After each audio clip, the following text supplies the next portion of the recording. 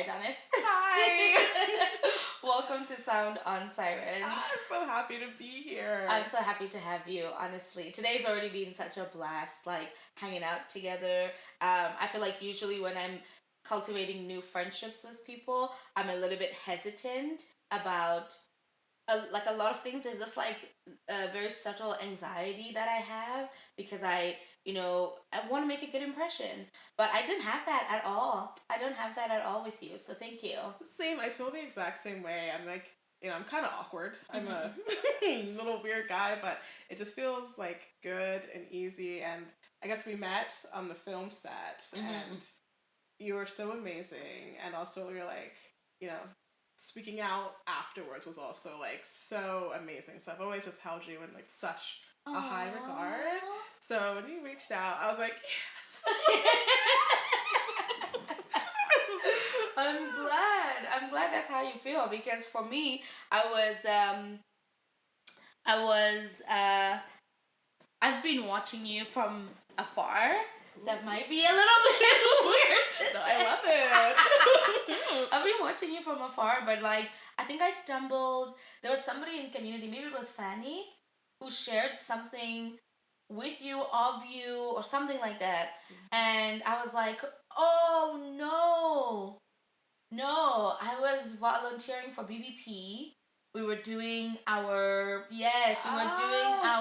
thingy in the summer, the block party in the summer, and we wanted to do a segment for like poets and like comics and like other different types of people. And I think I asked Fanny if there were any other poets in the city, and I think that's what it was. And then I got sent your page, and then I went and I looked, and I was like, okay, who's this cool person? Like, the hair that you have in your photo is so dope, so cool. So already off the bat, I was like, this seems like a really, really cool person. But I was just like, how do I just reach out and be like, hey, I think you're cool. Hey, I think you're really cool. Without just like that. Hi. Exactly. I don't know why I felt a little bit like it would be like just too out of the blue, but we saw each other at BBP, and then we did the film. Yes. Yeah. 3 times the charm. Yes. Wow. It's like, I honestly am so grateful. I feel like it's so hard to make friends in Vancouver. Yeah. And projects tend to be a really good way to do that. Yeah. And I love that. And I also look forward to hanging out outside of this also. Yes, absolutely. Yeah. Oh, we are. Now that I've already told you a little bit of my tea, I love storytelling. I always say that for me, I have to live these like all these adventurous things. Like, I feel like I'm just called to do all of these things so I can tell people about them. And I have done a lot. So there is a lot to know outside of the podcast as well. That is amazing. Yeah. And I feel like I have somebody to get back to in my life. I felt that way when I was mentally unstable. I was like, I will do a bunch of things and they'll make great stories later. And now my life is like chill, which is nice, but also a good story. I feel like I miss the art of storytelling in conversation. I'm like, why am I talking? So this is great. This is good practice. I hear that. Do you feel mentally stable now? I do. Nice. Which is really nice. Yeah. I am solid. Nice. For years now. So nice. Yeah. Let's go. Let's go. Do you feel?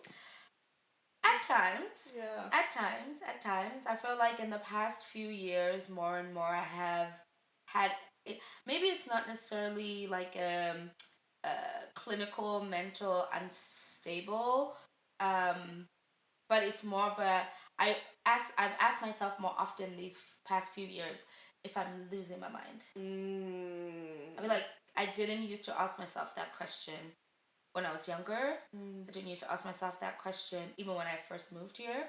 But these past couple of years, I've been like, am I losing my mind? Like, am I actually seeing what I'm seeing? Am I living what I'm living? Like, am I, like, am I here? Like, am I on Earth? Like, more and more. So, I don't know. Interesting. Yeah, I don't know what that is unraveling, but. Yeah. Yeah. Okay. That's A topic for later. Yes. Let's talk about that. The unraveling. Okay. Yeah. But welcome. Well, thank you. Yes. Thank you for saying yes.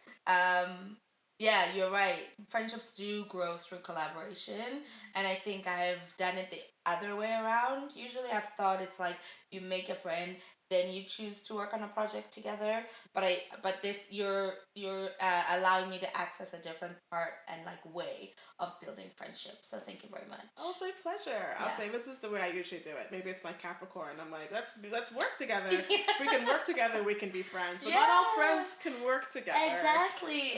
And not all friends want to work together. Like, even with my music, my friends love what I do. They definitely support me. But like, to pick up a camera and do the content, it's just not what they do. It's just not what they like to do. And also then I know that it's not that they wouldn't be good at it, but I think if there's that added like fuel of wanting to do it, that they will be better at it. Yes. And I don't want to have to do the friction of having somebody do it just because they're there to do it, and then I'm constantly saying, like this, change this, do that.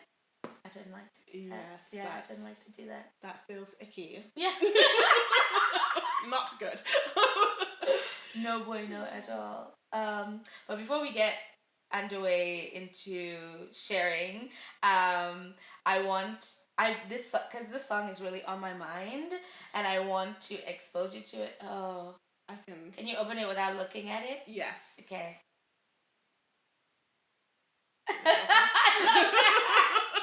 Okay. Where did it go? Press the in the left button. There's 3 lines. Yeah. Can we click? Oh, there we go. Nope. I just saw yours. No! Oh, I'll change it. But where's mine? Did it disappear? Oh. Okay, just research it. Okay. It. And I'll change. Oh, there we go. Okay. Okay, cool. So this is a song of an artist that you know. Okay. But I don't know if you know this song. This song, maybe let me see if I can. Oh, I think I just closed the whole browser. I'm sorry. No, don't be. Okay, yes, that is mine. That is.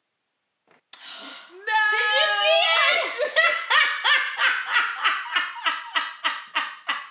Technology-wise! Okay.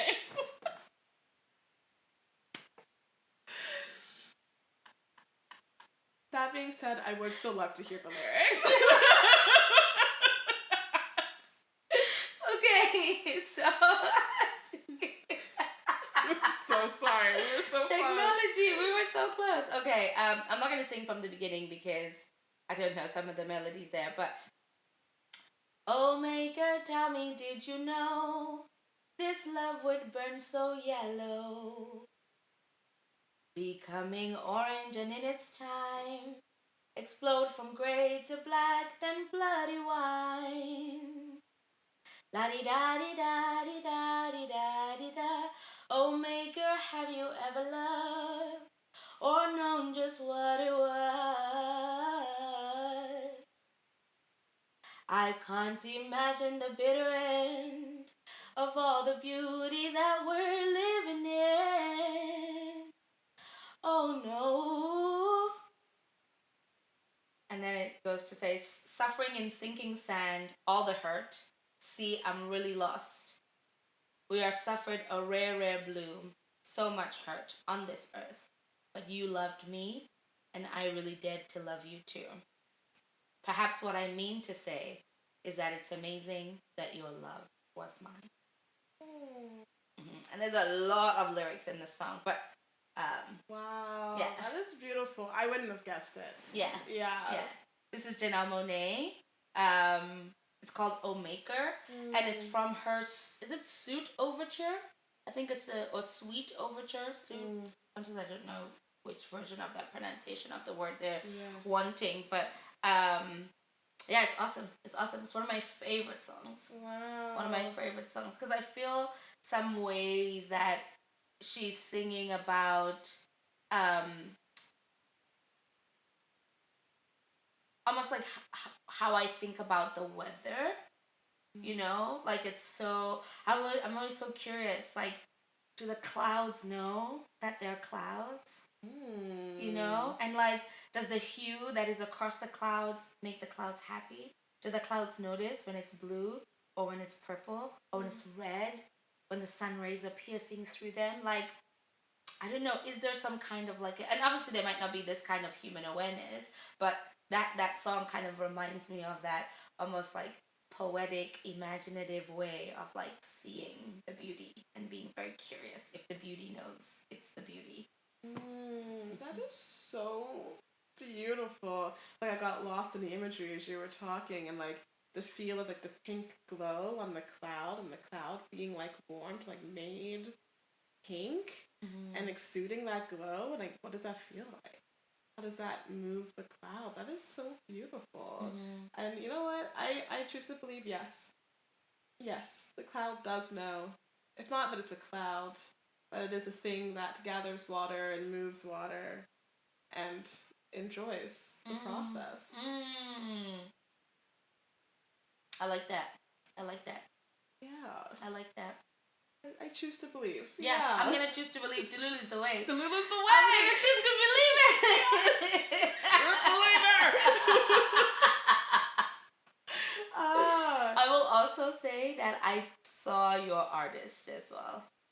Yes, you did. Yes, okay, I'm gonna change my artist. song. Okay. I decided as you were speaking, I was like, no, this is the song I want to do. And that's okay. That's the wrong song though. Where'd you go?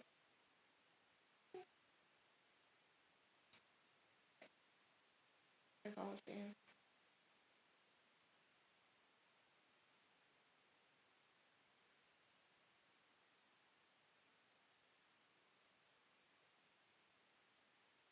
Oh. Games. Genius. There we go. Okay. Okay, so we'll do the chorus and then a little bit of the second verse. Okay. But I'm not gonna sing it. Okay. Because I'm not a good singer. You're probably a great singer. I'm working on it. Okay. Yeah. Okay. Perfect. Okay. So, the chorus. I know the money don't really make me whole.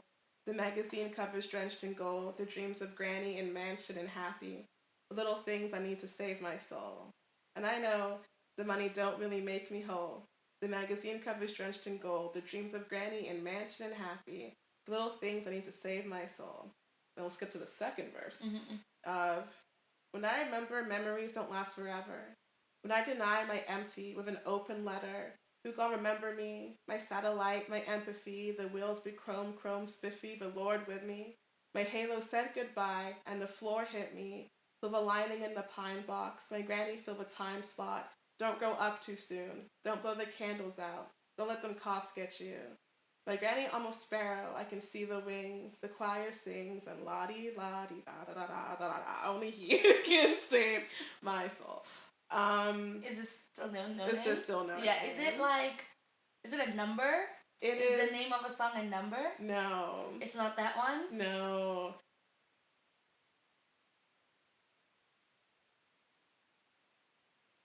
The popular one. Is it the one where the album cover is a picture of her in a blue dress or something? Like a drawn picture? Okay, that's as close as I can get. Yes, it's the first song on the album. It's Yesterday. Yesterday. And honestly, No Name, just like, that album came out when I needed it so bad. And I love her. I love her music. And I love what she has to say. Yeah. And then that song, it's like, I lived with my grandparents in Jamaica from like 2 to 4 years old. And as the story goes, my parents came to visit me, and I was like, wait, I have parents? And I forgot I had parents, and then I cried till they took me back, and then I moved back to England. I'm sorry, I'm having a little moment here, because I have the exact same story. What? No word of a lie. As you're telling me this, in my head, I'm thinking, wait, is Adonis making a joke? Like, are you gonna say, this is the story that you told me, huh? I'm just pretending to. That's crazy. That's crazy. That's crazy. Please continue. Wow. Wow, that's nuts. Yeah, you're the first person I've ever met. That is okay. Yeah. Wow. Yeah. So I just feel really close to my Nana. And I love her. And it's like nice to hear rappers sing about their grandparents and their grandmothers, and it's nice to also have a reminder that, like, you know, we live in this capitalist hellscape, and money is, you know, makes your like material life better, but also like it's not the most important thing. It's just not the most important thing.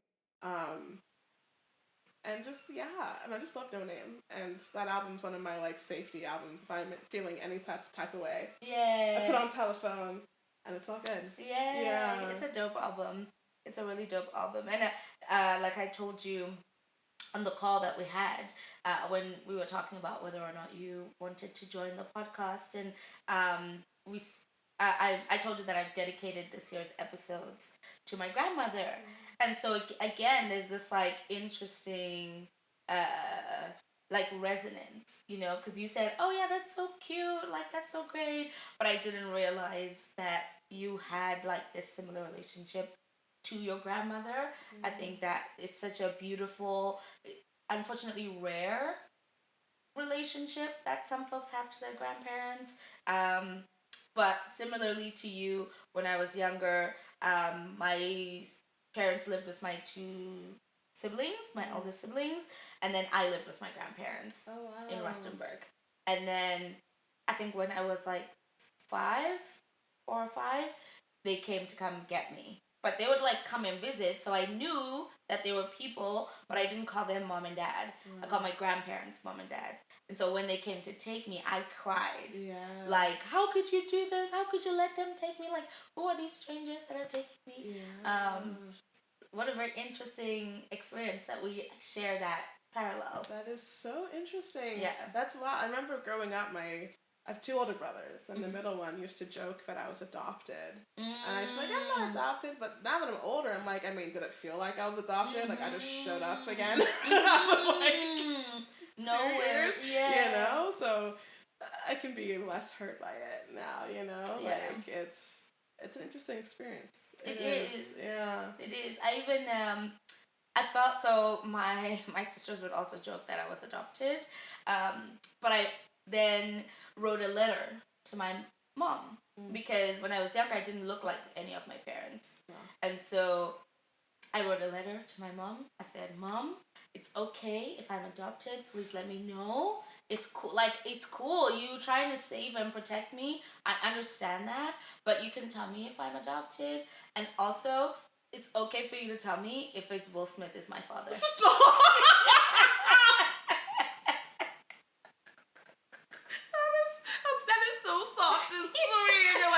I want to be Will Smith's kid. Look at Jaden. Look at Willow. I want that life. Give it to me. I said, no, it's not popping here. He said, it's popping over there.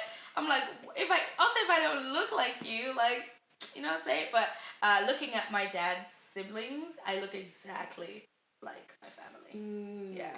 Wow. I look exactly like my mom. A little bit of my dad. Kind of depends on who you see first. You'll be like, oh, I look like both my parents. Yeah. I feel like when I had my afro, I looked sometimes like my mom, but I look more so like my dad's sisters. Yeah. Wow. So I look like my dad, but I think my dad has like the other features of like his family's features, if that makes sense. That does make sense. You know how there's almost like 2 different ways that you could look. Yeah. My dad looks the one way, and I look the other way that his sisters look. Wow. Like we our aunt passed away many years ago now. But they would joke around that I was her child because I looked exactly like her. I was Matsuenyaho, exactly like her. Wow. Yeah. That's sweet. Were you too close? Yeah. I was very close with a lot of family members. I feel like I was very close because I was also a sweet, obedient child, you know? Yes. And at first it was like, oh yeah, I'm sweet and obedient. And then I was like, oh, I'm sweet and obedient because I also have to protect myself because it's a crazy world in this place. But yeah, I genuinely liked creating relationships with a lot of my family. Wow. Yeah. Do you feel like that? This is, I guess, off the episode topic, but do you feel like the move like caused any like depression or mental health or things? Moving to your parents' house from your grandparents' house? Ooh.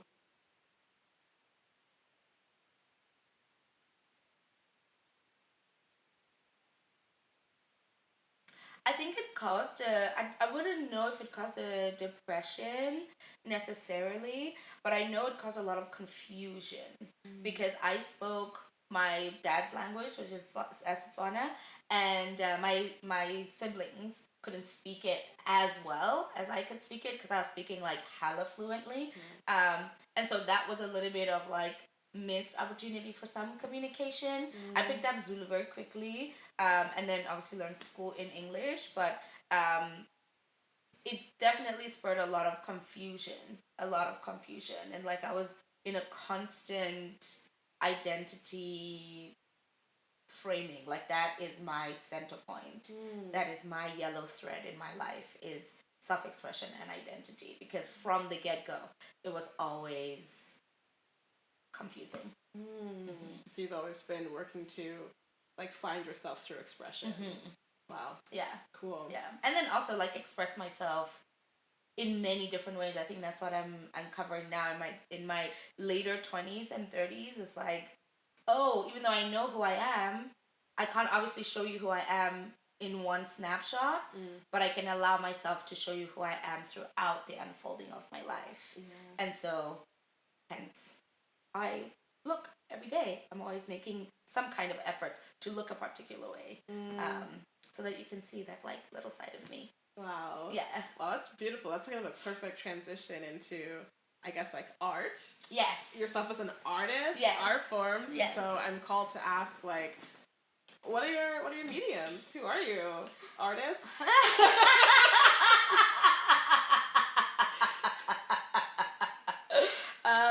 What are my mediums? Poetry, as you would know. Yes. Singing. Making music, I want to say. If we can make that a medium, yeah. Making music, or making sound, rather. There we go, making sound. Some illustration, some like doodling. Doodling is a medium of mine.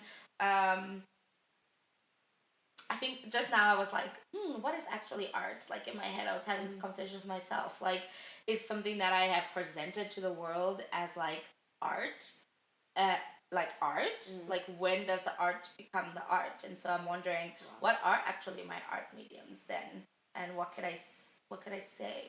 When do I begin to be the artist? Wow. You know? Yeah. So, yeah, because I was like, my love making. No, I'm kidding. The way I love is an art form. But yeah, I'm very curious about for you. Wow. Yeah. I love that question. What is the art? That is in regards to self-expression versus career. So I guess if I go with self-expression, I feel like that's how you answered. Yeah. I'll say similarly fashion, clothes. I feel like I drop in and out, the art forms of moving. I really love and would like to come back to in a different kind of way. Poetry, writing, playwriting. I also doodle, draw. I come in and out of it. It's one of my I feel like visual drawing and painting in particular, I do at a very particular kind of space and time in my life. And the things are very expressive. So I've been drawing for a little while, but I've been collaging. Okay. Which is funny. I used to really talk a lot of shit about collage artists. I was like, that's easy. That's not a real art form. You're not doing anything, which I guess means that I just would be good at it, and I thought it's easy because I have a natural inclination for it. Okay. I think. So I'm liking it more, and yeah, I just liked it. It's, just the principles of design on with other people's pictures. Yeah. And it's expressive, and you can make cool stuff, and has its own. Like in writing, you have to make your own restrictions, build your own. I feel like the collaging has its own natural restrictions, which is nice. Yeah. And getting into music. Music is I'm trying to find my voice and trying to enjoy being a beginner. Yeah. Again, in an art form. I do a little bit of photography and film, also more for myself. Would like to move into it career-wise, but I have a lot to learn. I don't have the time just yet. Yeah. So, I think those are my art forms. Okay. Yeah. That's pretty dope. Yeah. That's pretty dope. Oh, and dance. And dance. Yes. I forgot dance as well. Yeah. That's why I was like, when is it art? Because I'm like, and like, yeah, again, like, when is it art? Like, when another person perceives it and sees it? Or is it art when I call it art? And like, what is an art form? Because I feel like that kind of takes me back to I like to dedicate things to myself in my life. I like to I don't know. I do this thing where I'm like, we're gonna make a pact now, And I wanted to dedicate the rest of my life to channeling what a living altar looks like, because we always have the altar. If you can't see my face, my jaw is on the couch. I am what? Dude, wow, that's my new dream. Okay, what? Welcome to the fold. Yes. But a living altar, because we have altars, and we have churches and temples and holy places and all of these things that have a magnetic energy. And then also there's this process of bringing yourself to that place. Yes. And sometimes getting from where you are to that place is inaccessible, is hard, is challenging. You're fighting with yourself back and forth. Then I was thinking to myself, I'm like, this is the same tension that I felt with religion. It's like, it's only in prayer. It's only when you do this. It's very prescriptive and feels constrictive. And so I was like, well, then how do I actually venerate my ancestors if it's not just at that altar? And I was like, I'm just gonna dedicate my life to that and let that be the vessel of veneration. How I live, that I'm gonna live, that I'm gonna tap in completely, that I'm gonna enjoy completely. Because what am I doing when I'm at the altar? I'm cleaning intentionally. I'm really doing it completely. So what if I just did my whole life completely like that and said to them and noted it even out loud to myself that my life in the way it unfolds from here on out is gonna be a veneration to you folks. Wow. Yeah. I have so many thoughts. I'll start with, I feel like my friend Nasra Adam, poet, amazing person, I love Nasra, yeah. And they were talking about devotion instead of discipline, which really touched me. And so I've been thinking about devotion. A lot of my poetry, I feel like I refer to the temple, my temple of self, and rebuilding this crumbling thing.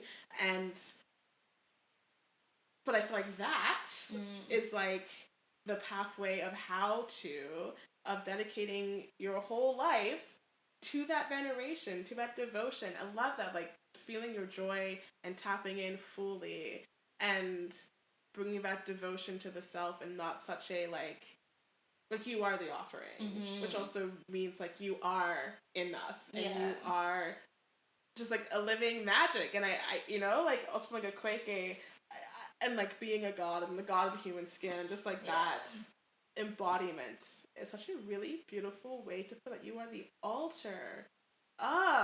Yeah. Game changer. Yeah. Wow. Yeah.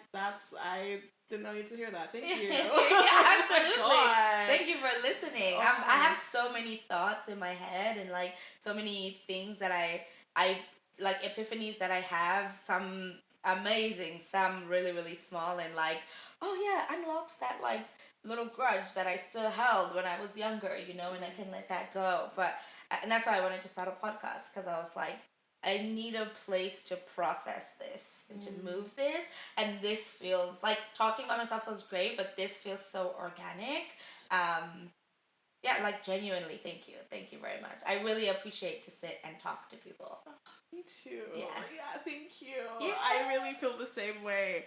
I won't even go off on my thoughts on just thank you. Yeah. And I'll ask you a follow-up question. Okay. Of when you decide, you're gonna dedicate yourself to this. Yeah. How do you do that? You like talk yourself out of it? Like Well,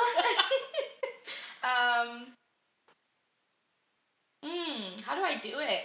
It's interesting. It's interesting. Because honestly, some days I feel like I'm not doing it.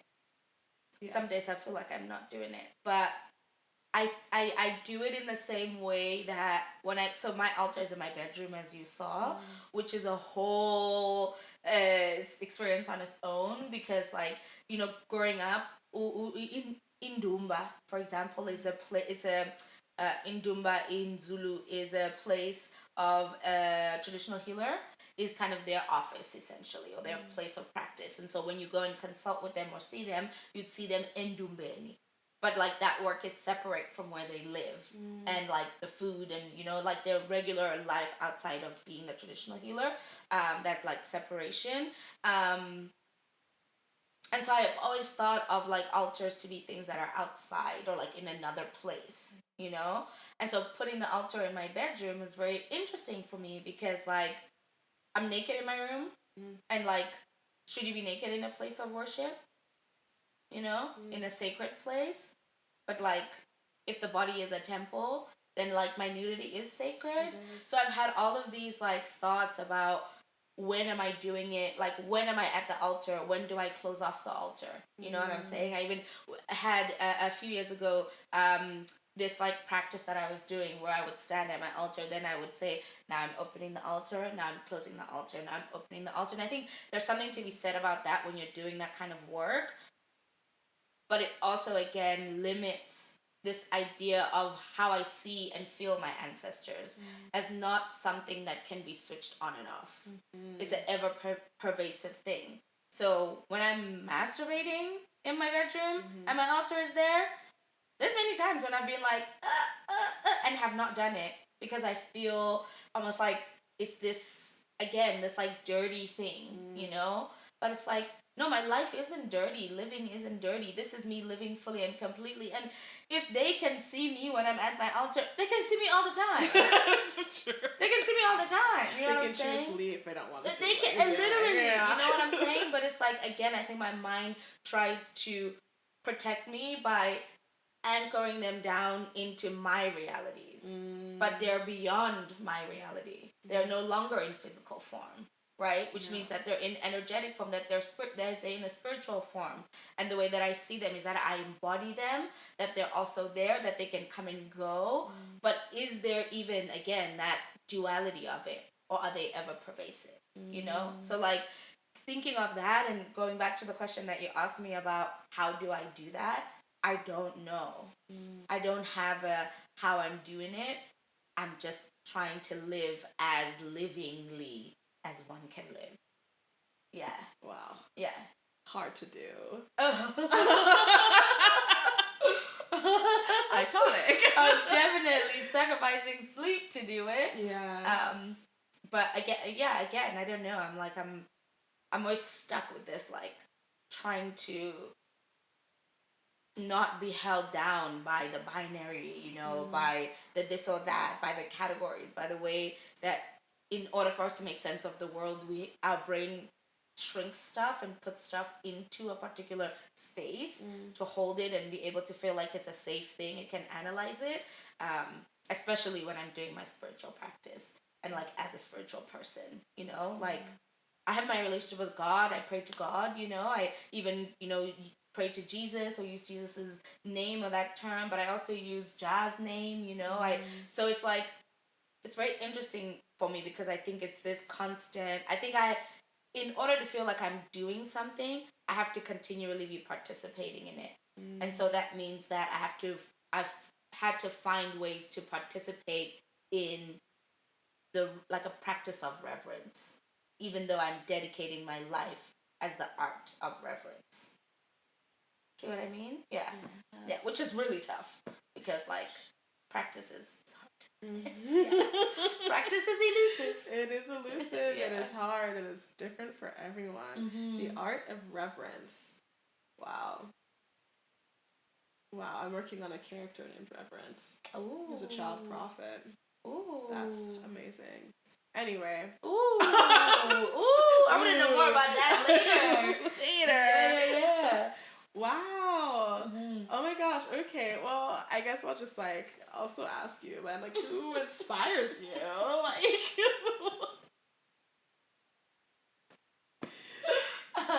Who inspires me? In general, so I'm just so wrapped up in this whole altar thing. Yes. That's all that's pressing through my mind right now. Let's keep talking about it.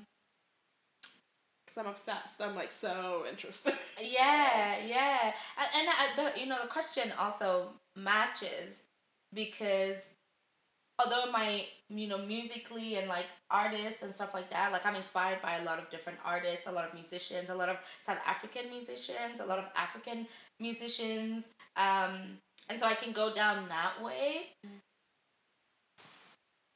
But who inspires me, if we stay with the art of reverence, is my grandmother.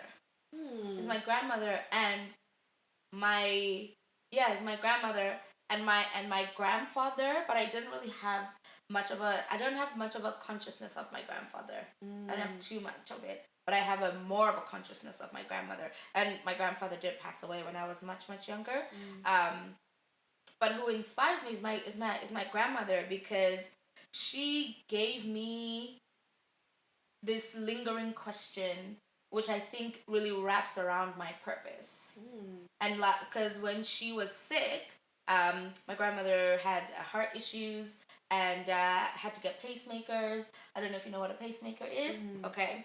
Had to get a pacemaker, and she had to get it. I think she had 3 pacemakers, but each time she just didn't really recover completely.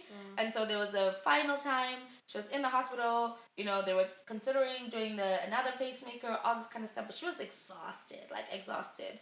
She'd been up and down for a very long time, and we were, all in the hospital ward. It was a whole bunch of family members, kids, and whatnot. And my grandmother asked everyone to leave. She asked everybody to leave except for me. Wow. She asked everyone to leave except for me. And so, we've always had a good relationship with my grandmother. She used to tell me when I was a kid that I'm a star already. She knew I would do big things. She would always say, "Oh, I can't wait till I get into your car." And I was a kid. I was 4 or 5 years old. It's "Oh, I can't wait to get into your car. Oh, I can't wait to see this. Oh, I can't wait to see this. I can't wait to..." She would always speak to me in how she dreams for me. And so I had a really good relationship with my grandmother. And then then she kicked everybody out of the hospital, and she held my hand and she asked me, she said, I'm tired. Is it okay if I go? I'm tired. Can I go?" Wow. And I was just yeah, you're tired. Everybody will be fine. You can go. And she looked at me and she smiled. And she passed? And she passed.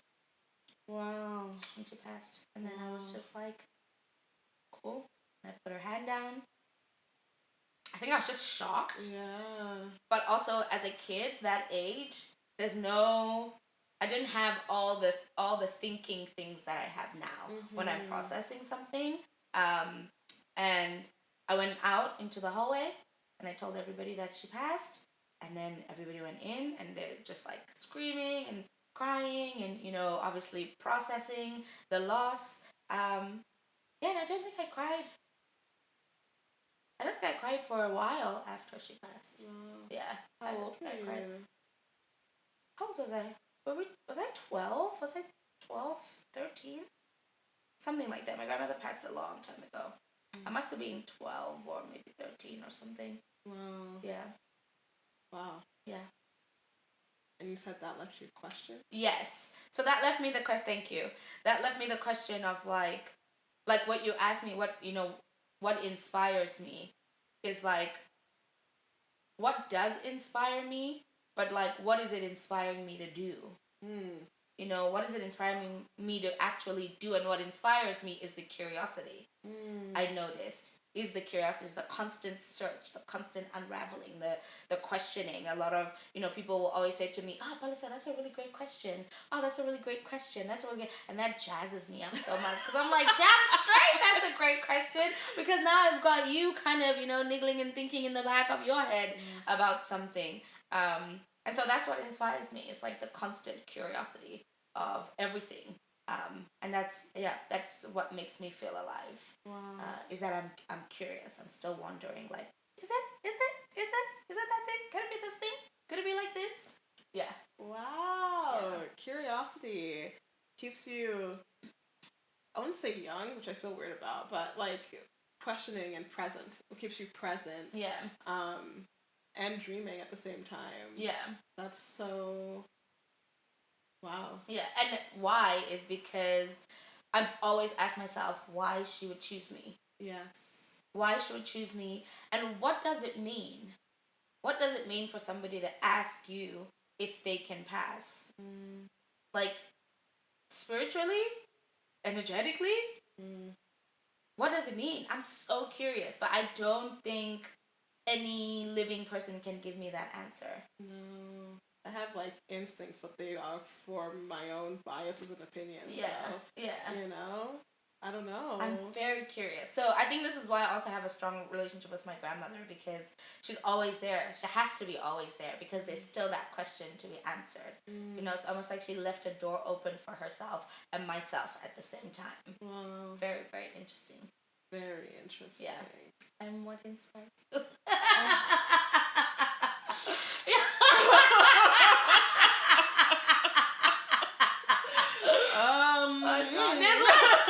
inspires me?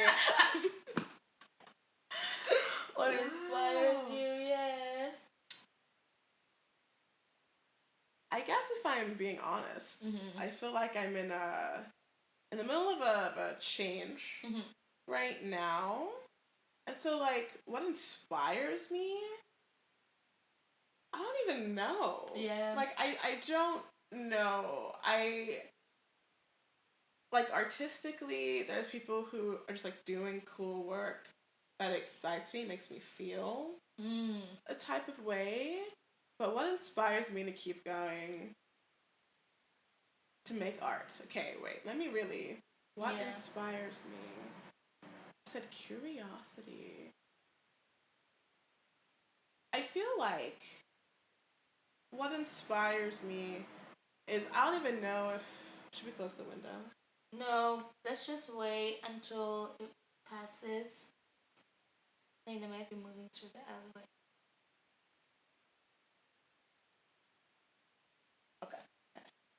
Okay.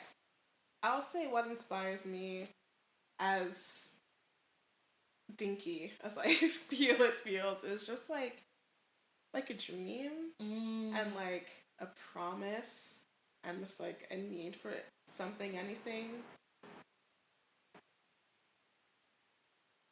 better. We can close the window. It's a little shady. Bye bye. I'm like, what even is that sound? I don't know. That's weird. Yeah. Okay. Yeah. Yeah, I feel like what inspires me, is a dream, like a promise of like something better, and just like I feel like I just have this internal drive to create. Yeah. And I don't really know why, besides purpose. Yeah. And it's fun and it feels good, and I feel like maybe a desire to understand and to build and to know and to like feel. Yeah, like I was saying before, I don't have any water in my star sign, and I get poets are like an all feeling, and I have so much feeling, but also a detachment from them. And so I feel like I started writing poetry as like a way to get all the feeling out of me, and also to like kind of process. And I feel like sometimes I write poetry that I don't really understand until later. And I'm like, oh Yes. Yeah, I feel like each art form has like a different drive too. But I just feel like I've seen the future. Yeah. And it's better than this. And I would like to get there in whatever ways. Yeah, I don't know. It's like such a tough question. I feel like it is. My whole life is what inspires me, and just better. Yeah. I just want better. It's very interesting because as you're sharing, I'm thinking, what's the difference between inspiration and drive, like, and motivation, and like, what's the difference between inspiration and motivation? What motivates you, and then but what inspires you? Yes, you're correct. Yes, I feel like inspires is more like the spark, the ooh, and the motivation is the fire, the car driving. Yeah. Maybe the inspiration is like starting the engine, and the motivation is driving, or the engine itself. Maybe. Yeah. So I guess what sparks the engine? What starts the engine?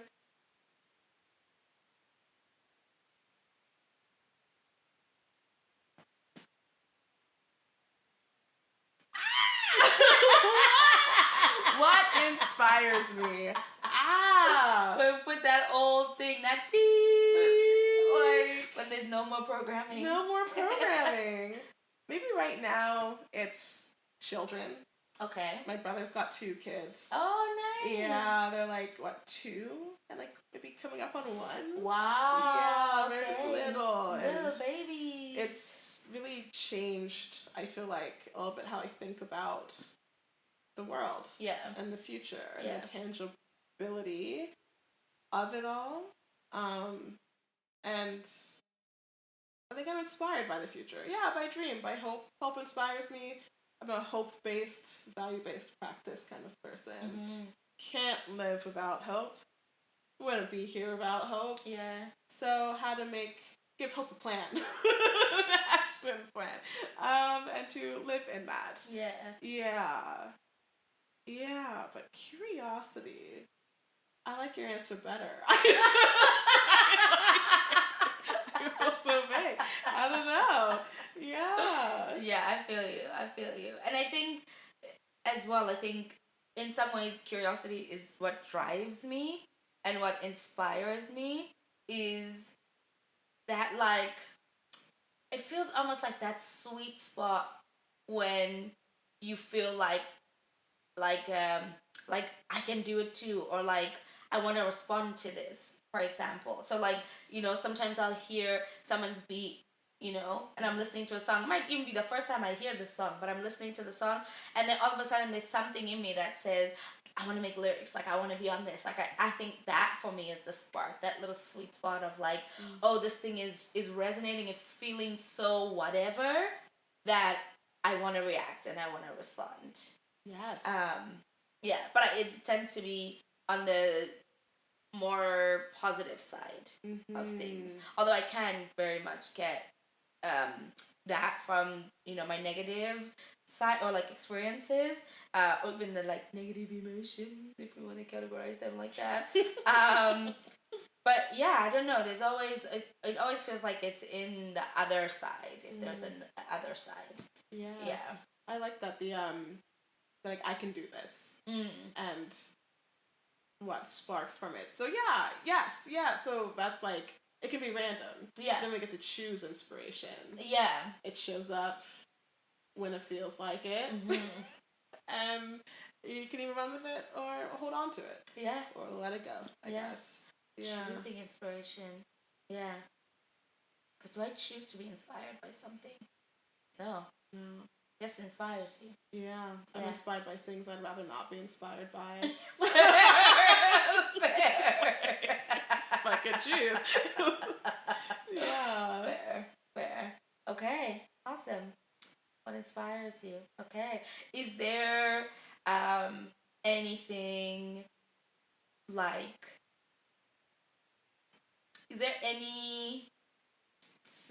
Was there a time... Like, is there... what I'm trying to ask is like, is there any sense of inspiration that you've had for a long time, but you're just holding on to it and you're not like doing something with it?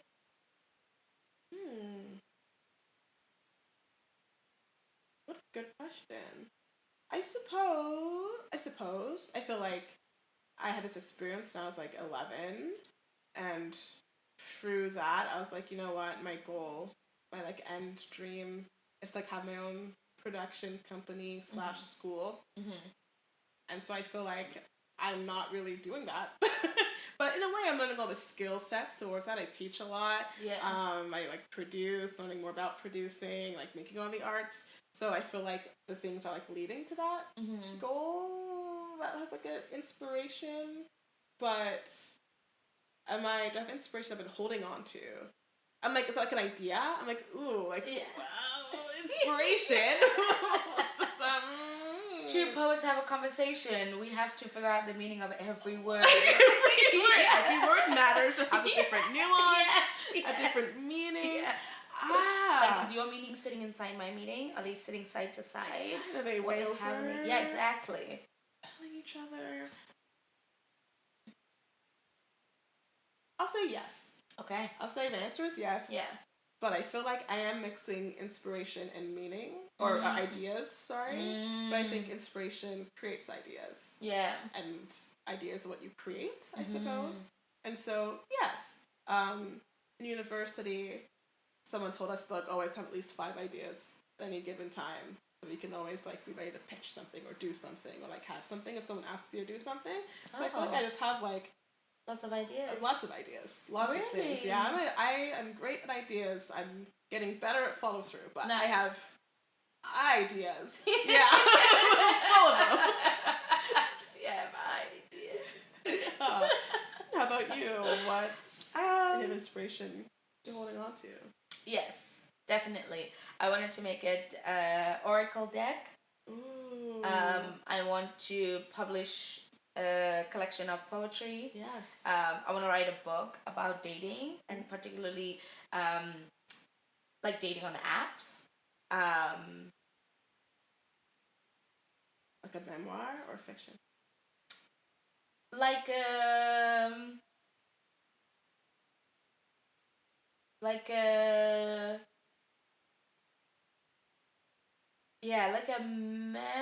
because I'm assuming a memoir is like memories, right? Or like things that happened. Yeah. Like a memoir, but also like a how-to. Because I'm envisioning like writing a chapter, for example, about whatever particular thing. So like one of the chapters is going to be about the type of person that you could meet and how you can know like what's popping. But then also another chapter is going to be the strategy. So I had to develop a strategy when I first got online and started dating in order to see the results that I wanted to see, because that's the type of person I am. I'm like, I know what I want to get from this. How do I make sure that I can quell everything else and actually just get what I want to get? Amazing. And so there'll be like case studies and like I have like logs of like people that I've encountered, people that I've dated, some of the things that remind me, like some of the some of the exercises that we've done and the experiences that we've had, good, bad, ugly, weird, all the things. But I've been logging them. Wow. Yeah, so I can catalog them and like frame this learnings. Yes. Yeah. That sounds amazing. Yeah. Okay. Yeah. Wow, you've got poetry book, how to date online. You said an album? A collection of poetry. Collection of poetry. Yeah. What else? Those are the big 3? I think those would be the big, because I'm not necessarily holding on to my album-ish, but like, I do plan to release it. Yes. Coming up. Coming up soon. Coming up soon. But I would say those would be the ones that I'm kind of holding on to, and like stowing away until I have what feels like a necessary amount of energy to work on them. Beautiful. Yeah. Okay. Yeah. Nice. Yeah. Wow. So then those would be, see, I'm like, ideas. Yeah. Those would be ideas. Okay. Yeah. In which case, I can answer that question. Okay. With specifics. Okay. I'm always so vague. I've got a science fiction series I really want to write, but I need to like dedicate time and energy.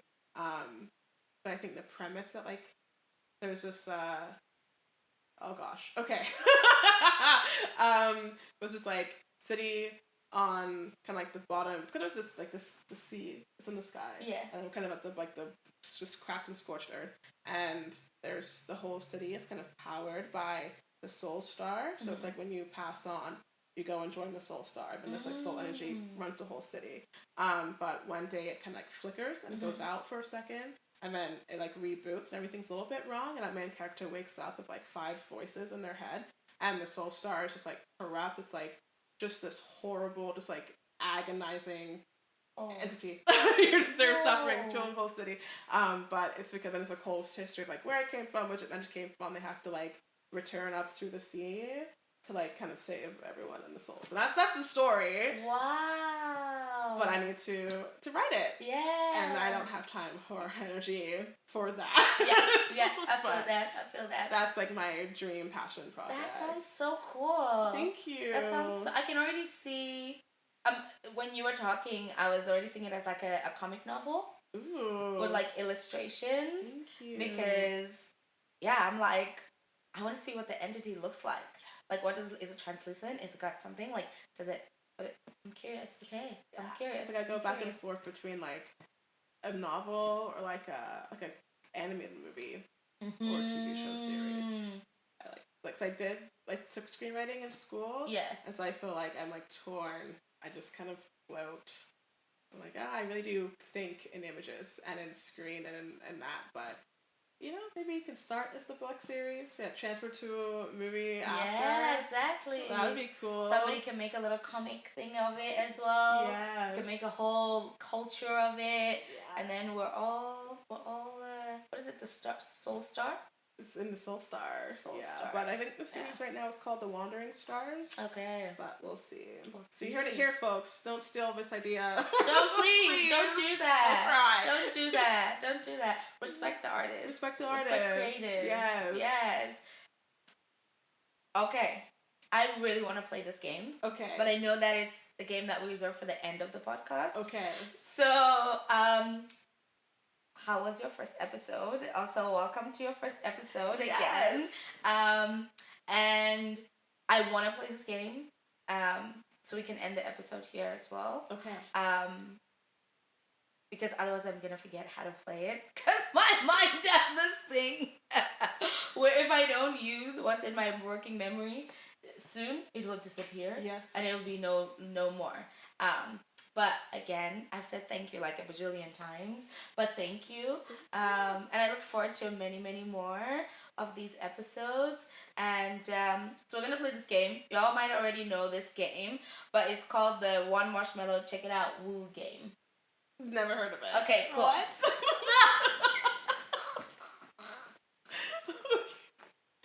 One marshmallow, check it out, woo. Yes. Okay. So what we're gonna do is we're also going to make. You're gonna take your hands and you're gonna tap. Your thighs like this. You're gonna tap, and then I'm gonna say one marshmallow. Then you say check it out. Check it out. Then I'll say woo. Then you say 2 marshmallow. Then now because we're on 2, everything doubles. So I'd say 2 marshmallow. You say check it out. I'd say check it out. You'd say woo, I say woo. Then you'd say 3 marshmallow, I'd say 3 marshmallow, you say 3 marshmallow because we're on 3. Then I say check it out, check it out, check it out, woo, woo, woo. So we have to say like 3 marshmallows 3 times? Yes. Okay. And it bounces back and forth. Okay. Yeah. On whose turn it is. Each more. Yes. Okay. Yes. I think that makes sense. So let's see how far we can get. Let's see if you can play it, and then let's see how far we can get. Okay. 1 marshmallow. Check it out. Woo! 2 marshmallow. 2 marshmallow. Check it out. Check it out. Woo! Woo! Wait. It's the way that you're dead looking at me like, what am I supposed to say? Oh wait, you say it at the same time? No, you're doing it right. You're doing it right. So the aim is just to like also put a little bit of fast-pacedness in Got you. Yeah. Okay. But you're doing it right. Right. So marshmallow, check it out, and woo, all double, triple each time. Quadruple. 5, 6, 7, 8, 9. I thought it was just the marshmallow. No, it's all of them. It's the whole thing. Okay. Yeah. Okay. 1 marshmallow. Check it out. Woo! 2 marshmallow. 2 marshmallow. Check it out. Check it out. Woo! Woo! 3 marshmallow. 3 marshmallow. 3 marshmallow. Check it out. Check it out. Check it out. Woo! Woo! 4 marshmallow. 4 marshmallow. 4 marshmallow. 4 marshmallow. Check it out. Check it out. Check it out. Check it out. Woo! Woo! Woo! That's really fun. Oh my god. Okay. Okay. Should we do one last time? Yeah, we can get further than 4. But yeah. Okay. Let's try to get to 6. Okay. 1 marshmallow. Check it out. Woo! 2 marshmallow. 2 marshmallow. Check it out. Check it out. Woo! Woo! 3 marshmallow. 3 marshmallow. 3 marshmallow. Check it out. Check it out. Check it out. Woo! Woo! Woo! 4 marshmallow. Is that when I get it wrong? I go into absolute panic in my brain. I'm like, what am I supposed to say? Breathe. Can I still breathe? Okay, we'll do one more time. Okay. Okay, I got it this time. Yes. This is it. Okay. This is it, okay. 1 marshmallow. Check it out. Woo! 2 marshmallow. 2 marshmallow. Check it out. Check it out. Woo! Woo! 3 marshmallow. 3 marshmallow. 3 marshmallow. Check it out. Check it out. Check it out. Woo! Woo! Woo! 4 marshmallow. 4 marshmallow. 4 marshmallow. 4 marshmallow. Check it out. Check it out. Check it out. Check it out. Woo! Woo! Woo! Woo! 5 marshmallow. 5 marshmallow. 5 marshmallow. 5 marshmallow. 5 marshmallow. Check it out. Check it out. Check it out. Check it out. Check it out. Woo! Woo! Woo! It's so hard to count. Oh my god. With the slapping. Yeah. I'm in my eyes like 1, 2, 3, 4, 5, and then also have to remember what to say after that. Is so much. But yeah, this is a game that I saw. There's a podcast that I watched called Shits and Gigs. Yes. By 2 British guys. Amazing. And they were playing this game. And so every time I have somebody new, anywhere that I go, I taught it to the youth that I work with as well. I try to teach it to people to sing. It's such a fun game. It is so fun. What's the highest anyone's ever gotten in your experience? 5? 5 is like the sweet spot. Wow. 5 is the sweet spot. I want to hit 10 so bad. We're going to practice. Every episode. Check it out. Check it out. Woo, woo, woo. Oh my gosh. Awesome. Well, thank you for playing the game. Next week I have to come up with another game now. Yes. Even harder. Do you know it kind of reminds me of this that you did as a kid. So you rub your tummy and tap your head. Yes. Can you do that? I can do that. I'll thank dance for that. Yeah. And then can you do the opposite though? Ooh. Yes. Yeah. Yeah. My focus face? Yeah. It's an absolute focus phase. This has been a blast. Yeah, this was lovely. Thank you so much. I'm going to take the living altar with me. I look forward to more conversations with you. Me too. Yeah. Awesome. Thank you for listening, everyone. You can listen to Sound on Siren podcast on all streaming platforms. All platforms. Whether that's Spotify, Apple Podcasts, Apple Pocket Podcasts. Casts, Google Podcasts. I'll stop. Sorry. Tried something.